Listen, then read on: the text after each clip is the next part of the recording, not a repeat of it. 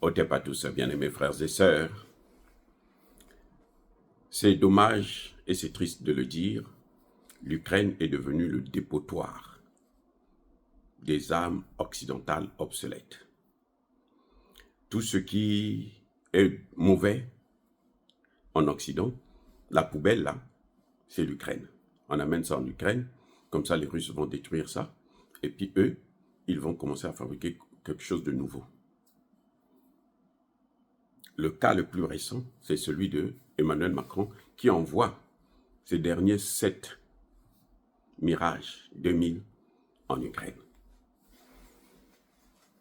La France n'avait que 7 Mirages, n'a que 7 Mirage 2000 qui sont à Nancy, ou qui étaient à Nancy.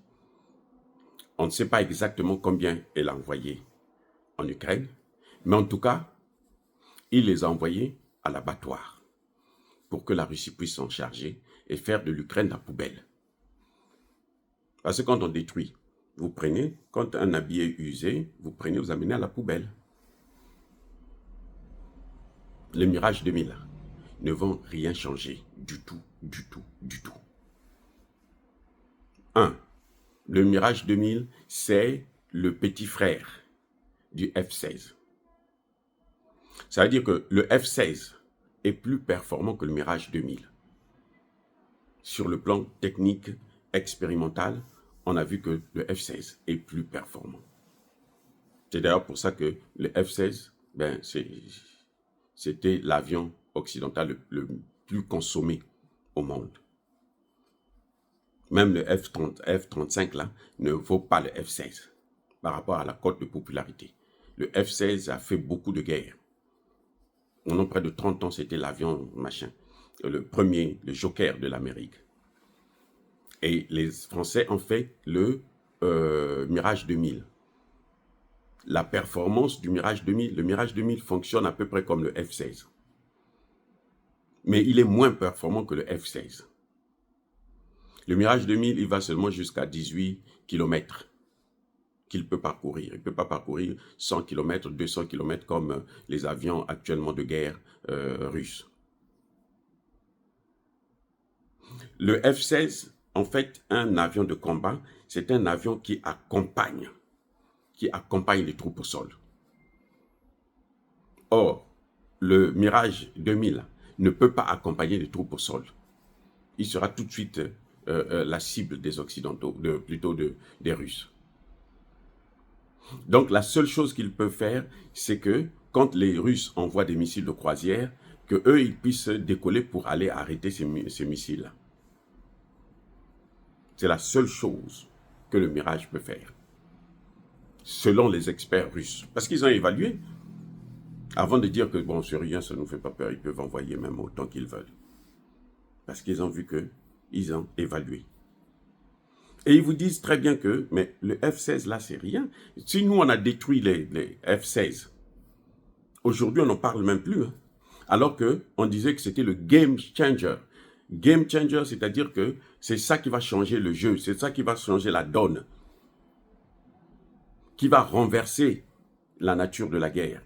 Au lieu que ça soit à l'avantage des Russes, ça va être à l'avantage des Ukrainiens. Si le F-16 n'a pas pu faire ça, ce n'est pas le Mirage qui vaut moins que ça qui va pouvoir le faire.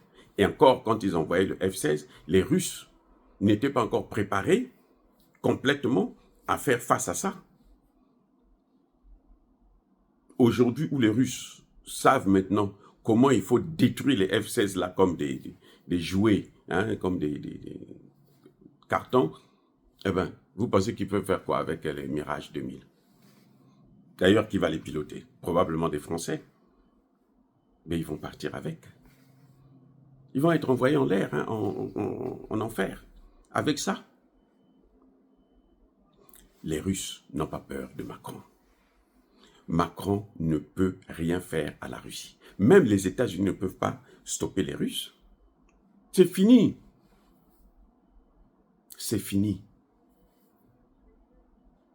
Trump, les négociations qu'il veut faire là, c'est pour prendre les terres ukrainiennes. Tout son plan de paix, vous regardez très bien, il n'y a rien qu'il propose à l'Ukraine. C'est juste pour mettre l'Ukraine à genoux. Parce qu'il sait que s'il continue, plus il va continuer, plus la Russie va venir aux portes de l'OTAN, c'est-à-dire aux portes de la Pologne, aux portes de la Roumanie, la Hongrie et autres. Ils vont occuper toute l'Ukraine. Ça, il n'y a rien à faire. Hein. Plus la guerre va continuer, plus la Russie va avancer. Vous savez que maintenant, les Russes sont en train de viser Odessa. Parce que Pokrovsk est déjà presque tombé. Les combats se font au corps à corps à l'intérieur même de Pokrovsk. Et Pokrovsk est encerclé. Ils n'ont plus la possibilité d'avoir le ravitaillement. Donc, il suffit d'attendre qu'ils terminent toutes leurs armes et puis, bon, vous les prenez comme des canards. Vous voyez? Donc, Emmanuel Macron, vous voyez, Emmanuel Macron ne sait plus comment gérer l'échec de la France, la faillite de la France. En fait, c'est ça le vrai problème. Macron ne sait pas comment gérer la faillite de la France. Parce que tout ce qu'il touche là, ça le détruit. Tout ce qu'il touche, ça enfonce la France. Je dis bien tout ce qu'il touche, ça enfonce la France. Y compris en Afrique.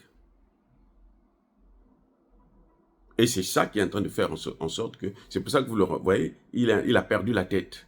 Il est vraiment dans un état second. On ne sait plus quoi. Il ne sait plus quoi faire.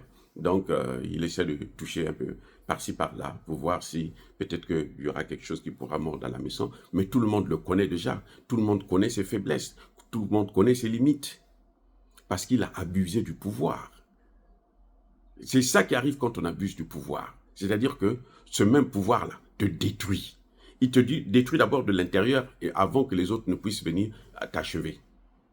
C'est ce que vous êtes en train de voir avec Kagame. Ce que Kagame est en train de faire là. Il a pris, regardez comment il est bête. Il a pris toute son armée. Il l'envoie en RDC. Mais, comment vous appelez ça? Le Burundi peut l'attaquer maintenant. Le Burundi peut aussi, si le Burundi décide de faire un coup d'État, le Burundi va enlever Kagame là comme un petit mouchoir. Parce que qu'est-ce qui se passe? Il a pris toutes ses forces, il les a envoyées en RDC. Il n'a plus de forces avec lui, il n'a plus de protection. Donc il est maintenant à ciel ouvert.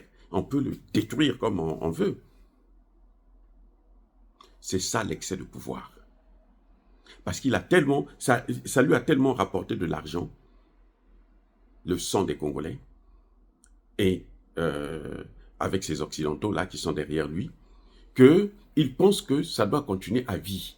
Donc, maintenant qu'il est en train de sentir que ça commence à lui échapper, alors, il donne tout ce qu'il a pour essayer de voir comment il peut tenir encore le...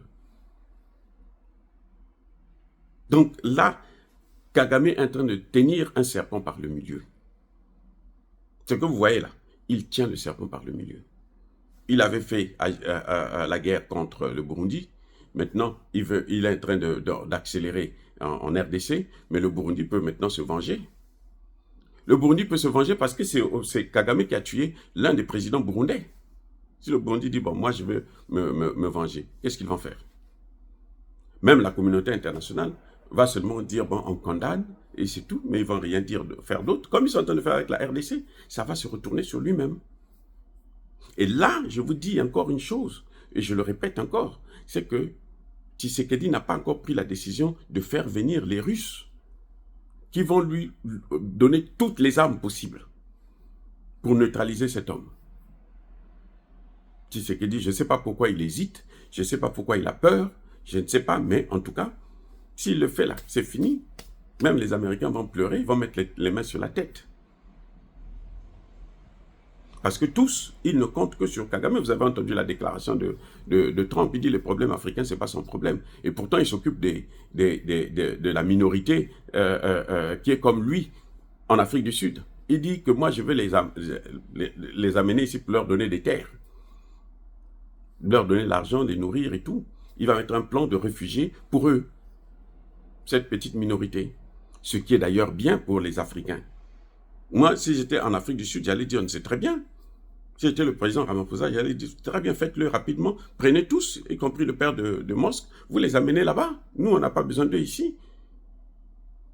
Parce qu'ils ne sont pas de chez nous. Voilà, les amis. Donc, je pense que c'est quand même assez surprenant, mais la victoire est la nôtre. Les amis, soyez bénis, abondamment bénis par le Dieu des Kémites et par nos ancêtres angélisés. Mais que tous ceux qui persécutent le continent africain le pillent et le déstabilisent, qu'ils soient noirs, blancs, chinois, arabes, juifs, indiens ou qui qu'ils soient punis, maudits, foudroyés, neutralisés, écrasés, effacés par le Dieu des Kémites et par nos ancêtres angélisés. Vive l'Afrique éternelle, j'ai dit et j'assume.